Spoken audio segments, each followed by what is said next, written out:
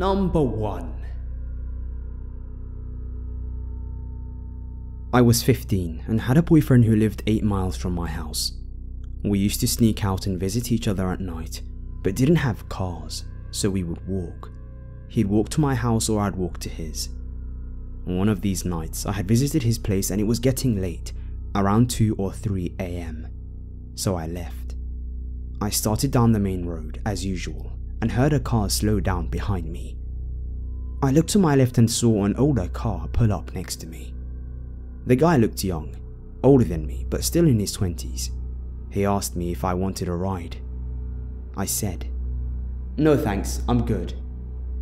He asked again, and I thought about how I had just started my walk and how much further I had to go. I thought, fuck it, so I jumped in the car happy to skip the trek. First thing I noticed while inside was a strong scent of alcohol in the air. It was very strong. He was also staring at me so hard that he swerved and hit a ditch in the side of the road. "Watch it!" I yelled. I was a smart-ass teenager then.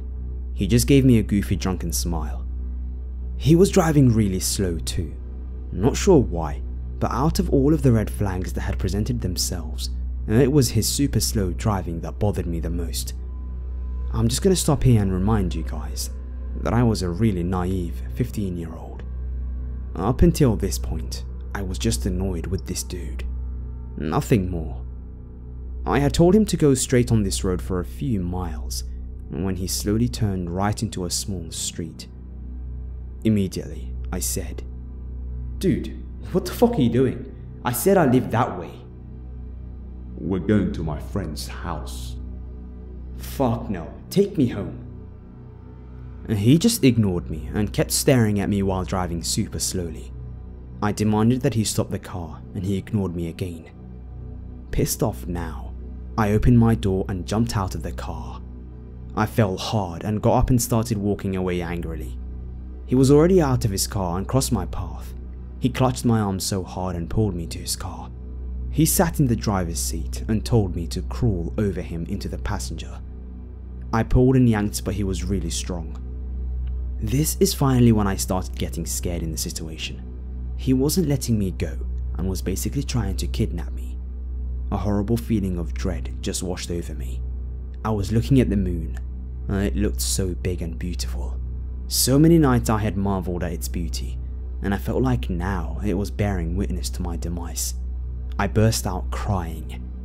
When I did, he reflexively loosened his grip on me, and I saw it as a chance to fucking run. I lived in a small town, so we had fields of orchards and crops between residential areas. I broke free from him and ran straight into a cornfield that was right off the road. He yelled at me to stop and started chasing me. The stalks were taller than me, so I ran in zigzags through them, trying to lose him. I lost the boot in that dirt. He was falling further behind me now. After the field ended, there was an abandoned house that sat right next to the road. I banged on the door, hoping that maybe I had only thought that it was abandoned and that it actually isn't. There was no answer. Surrounding the house were flat fields and just the main road. I couldn't take any chance running through those because the moon was so bright that night.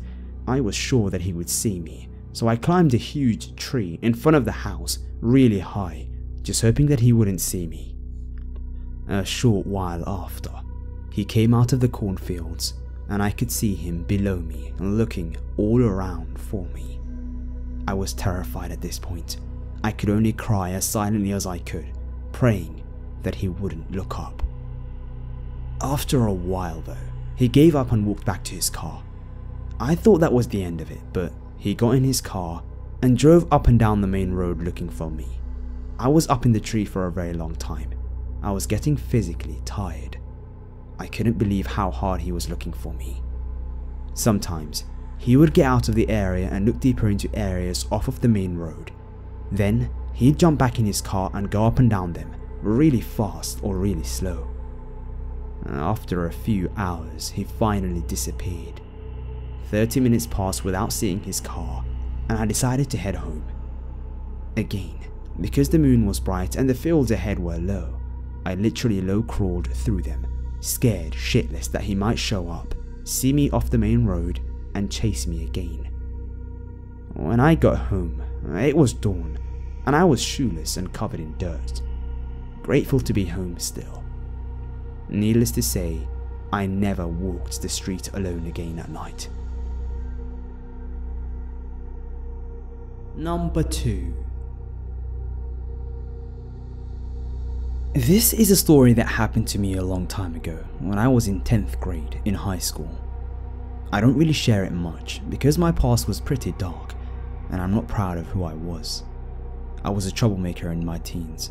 I hung around the wrong group of people and most of them were older and did not go to my school or were dropouts.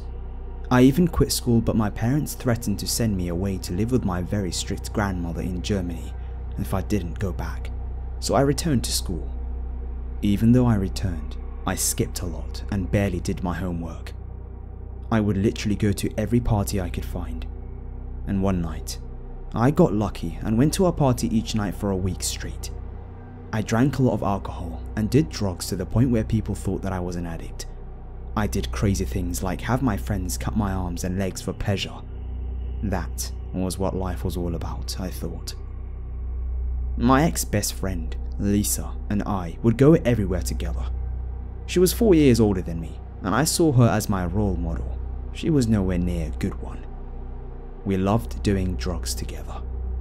I realized that most of the time that I spent with her, I was either drunk or high or barely sober.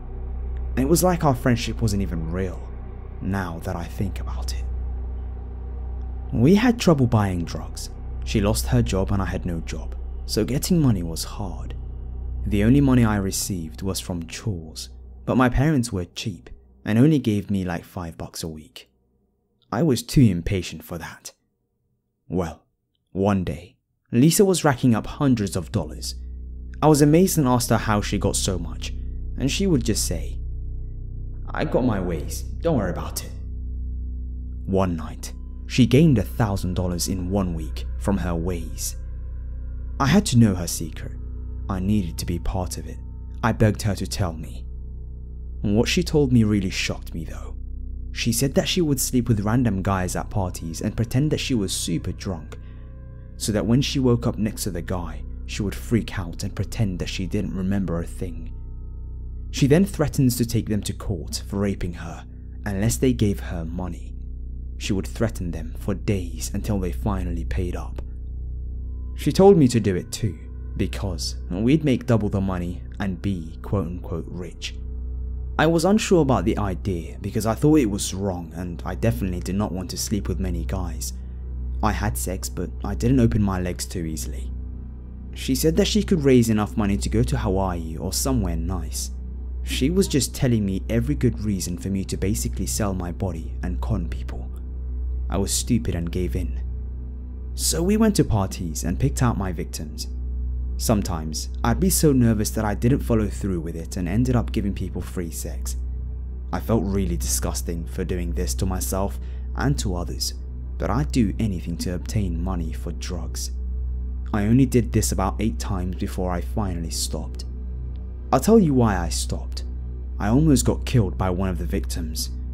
I picked out a handsome guy who seemed to be in his mid-20s. He looked sharp and made out of money, so I thought he would be perfect. So I did my usual thing, acted drunk, flirted it up, and asked for his number. I slept with him and later claimed that he raped me. He would say that I gave him consent, and I would constantly reply that I was drunk and didn't remember, and how he took advantage of me and was going to prison, but he could shut me up for $300. He got really heated.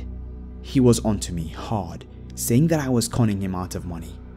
I tried my best to play the victim and literally cried real tears, not from acting, but because of how scary he was. I thought that maybe he might attack me right then and there. I couldn't handle it anymore, so I just shouted that he better have the money by X time on X day, or else I was going to the police, and then proceeded to run out of the place. I wasn't going to go through with it and was going to give up, but Lisa convinced me that I should. So the day came and I texted him about the money. He told me he had it, but didn't have a car, so I needed to come to him. I was hesitant, but I wanted the money. I asked Lisa to come with me, but she didn't want to risk being caught knowing each other in case she slept with his friends or something. I followed the address he gave me and knocked on the door. A guy I didn't know answered. He said that my guy was in his room and that I can go to him. Something felt off, but I went inside anyways. There was another guy on the couch watching TV. The guy who answered the door pointed towards the room my victim would be in, so I began walking towards it. As I got closer, I felt something hit the back of my head, hard. I fell down to my knees and held my hands over my head. I turned around to see the doorman standing behind me with a hard object. I can't remember exactly what it was, and the man that was watching TV was standing beside him. My victim came out of the room and greeted me. Long story short, they all beat me. They threatened to kill me, and that if I went to the cops after this, then they'd kill my family and so on. I was truly terrified. I thought that I was going to be raped for real and killed, but they let me go. I got no money either, but I got a bunch of scratches and bruises. I went straight to Lisa's place and she flipped out at first, but then she calmed down and all concern vanished. She was blaming me for picking the wrong guy, that I should know the difference between a dangerous man and a pussy. She was telling me that my next victims won't be so bad. I got mad and told her that I was done. She got pissed in return and said that I deserved to be beaten. I got so heated after that and broke off my friendship with her. I actually broke all ties with people like her. When I arrived home, I told my parents that I got into a fight, and knowing that I was a troublemaker, they believed me and did not suspect anything else. I went to rehab not too long after and cleaned up my life. I told my parents the truth about that day a few years after, and they were worried, but at the same time, they said that I learned my lesson. I was kind of upset about their reaction, but I did actually learn my lesson. I wish I didn't have to learn it the way I did though. Please, try not to judge me. This is one of the reasons I don't like to share this story much. My past is my past, and I'm no longer the person that I was. I'm like a new person, literally. My whole personality has changed. I'm healthy, and I'm happy now.